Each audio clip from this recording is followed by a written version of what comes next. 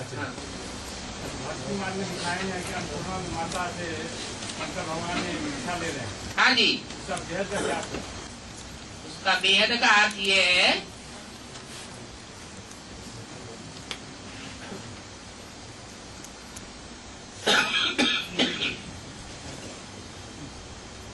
कि भगवान जब इस सृष्टि पर आते हैं तो क्या मांगने आते हैं बच्चों से? धन दौलत मांगने आते हैं, रोटी दाल मांगने आते हैं, लड्डू पेड़ा मांगने आते हैं, क्या मांगने आते हैं? 5 विकार मांगने आते हैं। और ये 5 विकार जीव आत्मा में होते हैं, जो शरीर के साथ होती है, या सिर्फ आत्मा में होते हैं? जीव आत्मा में होते हैं। तो भगवान बाप जब आते हैं तो वो दान जो देह के द्वारा मन बुद्धि रूपी आत्मा 5 विकारों को अर्पण कर देती है,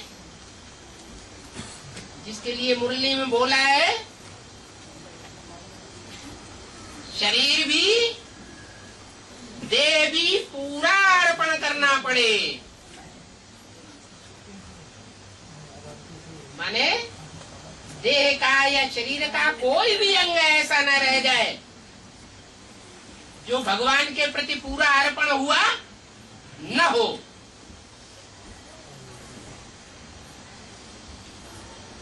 ये 5 विकारों में से जो मुख्य विकार है काम विकार, जो 5 विकारों का मुखिया है, वो जब दान में दे दिया जाता है तो बाकी विकार स्वतः ही कंट्रोल में आ जाते हैं। और ये विकार जिसे एक शक्ति ने दिया, उस समय अव्यक्त वाणी में बोला गया कि सन 83 चल रहा है तो 83 में 13 होना चाहिए ना,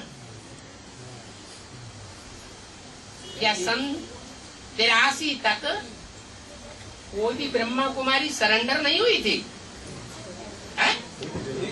ढेर सारी सरेंडर हुई थी और फिर रिजल्ट भी दे दिया अव्यक्तवाणी में।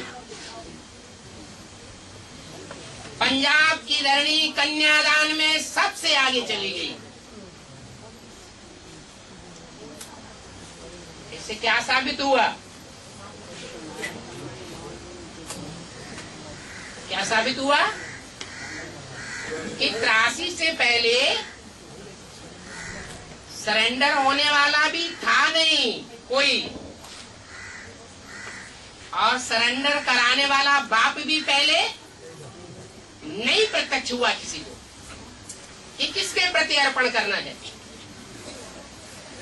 83 में जो पहली शक्ति निकली उसका नाम पड़ता है जगदम्बा।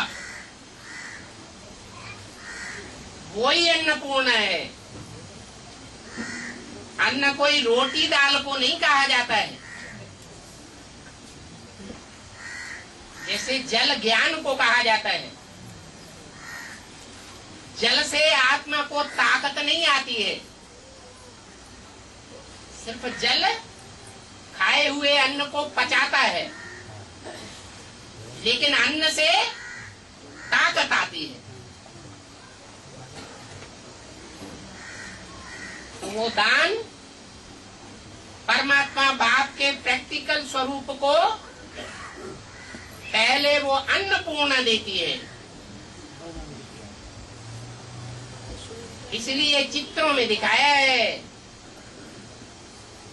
कि शंकर झोली फैलाए खड़े हुए, तेरे द्वार खड़ा भगवान, भगत भर दे रे झोली, गीत बनाई दिए। और कोई ने दान नहीं दिया और उस शक्ति ने दान दिया। जिसके पीछे पीछे हजारों अर्पण हो जाती हैं।